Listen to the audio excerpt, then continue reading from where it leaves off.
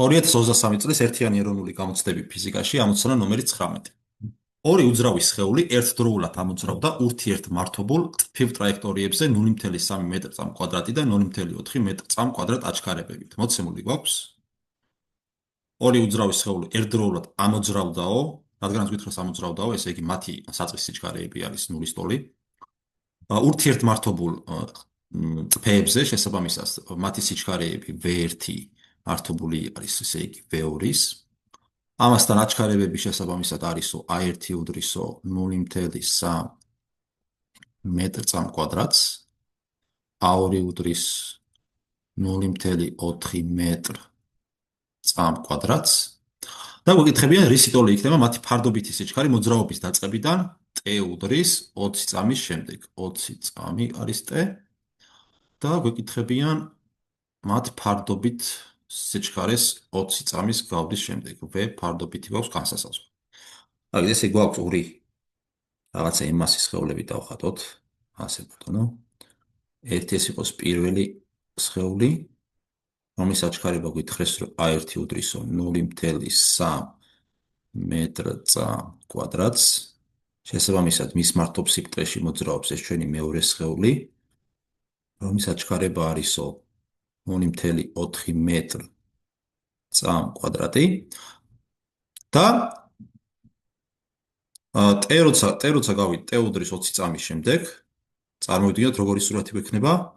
გავივლიან რაღაც მანძილს და სიჩქარეები თავიდან თუ ურთიერთმართობულად იყო მიმართული 20 წამის გასვლის შემდეგ მათი სიჩქარეები რო დავხატოთ, ესე იგი პირველის სიჩქარე იქნება რაღაცა V1, ამის სიჩქარე იქნება V1, ამის სიჩქარე იქნება მის მართობ სიბრტყეში V2 და ამათი ფარდობითი სიჩქარე იქნება ამ ორი ვექტორის ჯამი.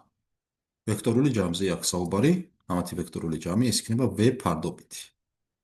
ხო, ახლა რის ტოლი იქნება V1? V1 აჩქარების სიჩქარის განმარტებიდან V1 ტოლი იქნება V0T-ს პლუს A1T, V2 იქნება შესაბამისად V0T-ს პლუს A2T. რადგანაც გითხრეს, რომ პირობით ვიცით, რომ საწყის სიჩქარე 0-ის ტოლია, ეს ორი წევრი აღარ გვექნება. შესაბამისად დაგვრჩება ის იქნება A1T, ის იქნება A2T. ესე იგი აქედან რა გამოგვივა ჩვენ, რომ V1 უდრის A1T-ს, V2 უდრის A2T-ს.